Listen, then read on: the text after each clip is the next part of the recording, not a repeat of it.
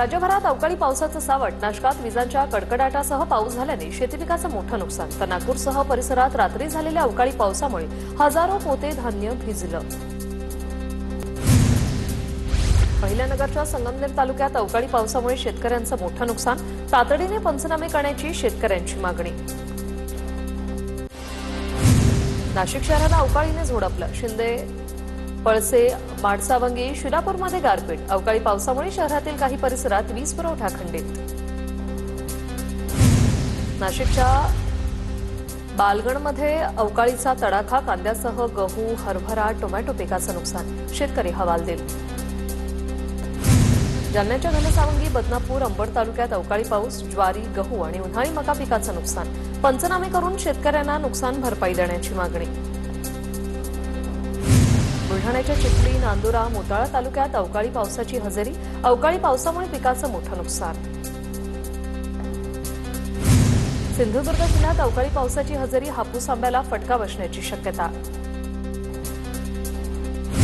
नांदेडच्या बाजारात हापूस आंबा दाखल, कर्नाटक आंब्याच्या तुलनेत देवगड आंब्याला जास्त मागणी, 1 डझन आंब्याला 900 ते 1000 रुपये भाव। नाशिक जिल्ह्यात गारपिटीमुळे कांदा उत्पादक शेतकरी पुन्हा एकदा संकटात, 3 ते 4 महिने टिकणारा कांदा जास्त काळ टिकणार नसल्यानं शेतकरी अडचणीत। नाशिकमध्ये झालेल्या अवकाळी पावसामुळे द्राक्ष बागांचं नुकसान, द्राक्ष गळून पडली तर काही भागात द्राक्षांवर काळे डाग, द्राक्ष बागायतदार अडचणीत। भंडाऱ्यात विजेच्या कडकडाटासह अवकाळी पावसाची हजेरी, अवकाळी पावसामुळे रब्बी पिकांचं नुकसान होण्याची शक्यता। नंदुरबार तालुक्यातील पश्चिम पट्ट्यात अवकाळी पावसामुळे पिकांचं मोठं नुकसान, गंगापूर, ठाणेपाडा या परिसरातील 200 हेक्टरपेक्षा अधिक क्षेत्रावर नुकसान झाल्याचा अंदाज। सिंधुदुर्ग जिल्ह्यात पहाटेपासून अवकाळी पावसाची हजेरी, वैभववाडी, कुडाळ, कुसगाव, नारूर, हिरलोक, माणगाव पट्ट्यात मेघगर्जनेसह अवकाळी पाऊस, आंबा बागायतदारांचं नुकसान होण्याची शक्यता। वादळी वाऱ्यासह झालेल्या अवकाळी पावसामुळे धुळे जिल्ह्यात पिकांचं मोठं नुकसान, काढणीला आलेलं रब्बी पीक जमीनदोस्त, गहू, हरभरा, मका, कांदा तसंच फळबागांचं प्रचंड नुकसान। जालन्यात पाण्याअभावी द्राक्षांच्या बागांवर कुऱ्हाड, तालुक्यातील अनेक गावांना पाणी टंचाईच्या झळा। गोंदियात जलजीवन योजनेचं काम अपूर्ण, सुकडी डाकरामध्ये पाणी टंचाईच्या समस्येत वाढ, महिलांची पाण्यासाठी पायपीट, प्रशासनाकडे दखल घेण्याची मागणी। पुण्याच्या ससूनमधील अधिकाऱ्याच्या घरावर एसीबीकडून छापेमारी, जैन चौधरींच्या घरातून 39 लाख रुपयांची मालमत्ता जप्त। बीडच्या कंकालेश्वर मंदिराच्या जमिनीवर वक्फ बोर्डाचं अतिक्रमण, कंकालेश्वर मंदिराच्या 12 एकर जमिनीवर अतिक्रमण, काल केंद्रीय गृहमंत्री अमित शहांकडून कंकालेश्वर मंदिराचा उल्लेख। जालन्यात अवैधरित्या वास्तव्य करणाऱ्या 3 बांगलादेशींना 1 वर्षाची सक्तमजुरीची शिक्षा, भोकरदन फौजदारी न्यायालयाकडून शिक्षा सुनावण्यात आली। जिल्हा कारागृहात अतिरिक्त कैद्याचा ताण वाढला, 161 कैद्यांची क्षमता असणाऱ्या कारागृहात 340 कैदी बंदिवान, कारागृहात जागा नसल्याने प्रशासन हतबल। कोल्हापुरातील वडणगे गावातील महादेव मंदिर पुन्हा चर्चेत, अमित शहांकडून काल लोकसभेत वडणगे गावातील मंदिराचा उल्लेख, दोन्ही समाजाकडून जागा आमचीच असल्याचा दावा। अकोल्यातील ठाकरेंच्या शिवसेनेचे जिल्हाप्रमुख गोपाल दातकरांवर एट्रोसिटीचा गुन्हा दाखल, महाराष्ट्र जीवन प्राधिकरणाचे अधिकारी राजेंद्र इंगळेंना जातीवाचक शिवीगाळ केल्याचा आरोप, राजेंद्र इंगळेंच्या फिर्यादीवरून गुन्हा दाखल। उल्हासनगरचा स्टेट बँकेला मनसेचा इशारा, 1 महिन्यातील बँकेतील सर्व व्यवहार मराठीत दिसले नाही तर कानाखाली आवाज काढू, मनसैनिकांचा इशारा। उल्हासनगरात मनसेचे 10 ते 12 कार्यकर्ते पोलिसांच्या ताब्यात, कोटक महिंद्रा बँकेला इंग्रजी बोर्ड लावा अन्यथा बँक फोडून टाकण्याचा सज्जड दम दिल्यानंतर कार्यकर्ते ताब्यात।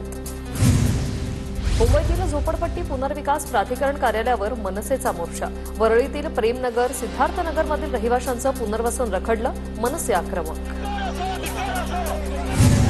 कल्याण बाजार समिती निवडणुकीची प्रक्रिया रामभरोसे, अंतिम मतदार यादी आणि निवडणूक कार्यक्रमाचा पत्ता नाही, 2 वेळा 6 महिन्यांची मुदतवाढ।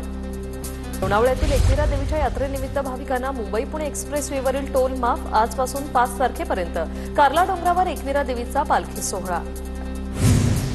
गोंदियाच्या तेढा महावितरण कार्यालयावर शेतकऱ्यांचं ठिय्या आंदोलन, कृषी पंपांना 12 तास वीज पुरवठा देण्याची मागणी।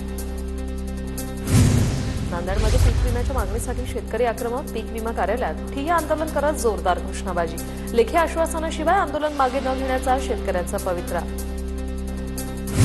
जळगावच्या धरणगाव तालुक्यातील विविध गावांना जिल्हा परिषद अधिकाऱ्यांकडून सरप्राईज व्हिजिट, घरकुलांच्या कामासह प्राथमिक आरोग्य केंद्रांची पाहणी. यवतमाळ वर्धा रेल्वे मार्गाला नांदेड जिल्ह्यातून गती मिळणार. 284 किलोमीटरचा रेल्वे मार्ग मराठवाडा आणि विदर्भाला जोडणार. 2027 पर्यंत रेल्वे मार्गांचं काम पूर्ण होण्याची शक्यता. सोलापूरमध्ये गाळपेर जमिनीत उन्हाळी पिकं घेण्यासाठी लगबग. उजनी धरणातील पाणीसाठ्यात घट होऊ लागल्याने शेतकऱ्यांची लगबग. सिंधुदुर्गच्या कुडाळमध्ये एसटी बस आणि इको कारची समोरासमोर धडक. अपघातामध्ये शाळकरी विद्यार्थी किरकोळ जखमी. अमरावतीच्या चोर माहुलीत शिवशाही बस जळाल्याचं प्रकरण. एसटी महामंडळाचे 6 अधिकारी कर्मचारी निलंबित. कर्तव्यात कसूर केल्याचा विभाग नियंत्रकांकडून ठपका. पुण्याच्या जनता वसाहत भागात काल मुलगा पाण्यात बुडाला. मुलाचा अग्निशमन दलाकडून शोध सुरू. कॅनॉलचे पाणी वाहत असल्याने शोधकार्यात अडथळे. बीडमधील केतुरा गावातील नवदाम्पत्याची कौटुंबिक वादातून आत्महत्या. 40 दिवसांपूर्वी विवाह झालेल्या दाम्पत्याची आत्महत्या. दोघांना पुण्याला वास्तव्यास जाण्यावरून कुटुंबात वाद झाल्याची माहिती. नागपूरमध्ये डेकोरेशन गोडाऊनमध्ये चोरी. आरोपीला मानकापूर पोलिसांकडून अटक. 1,70,000चा मुद्देमाल जप्त.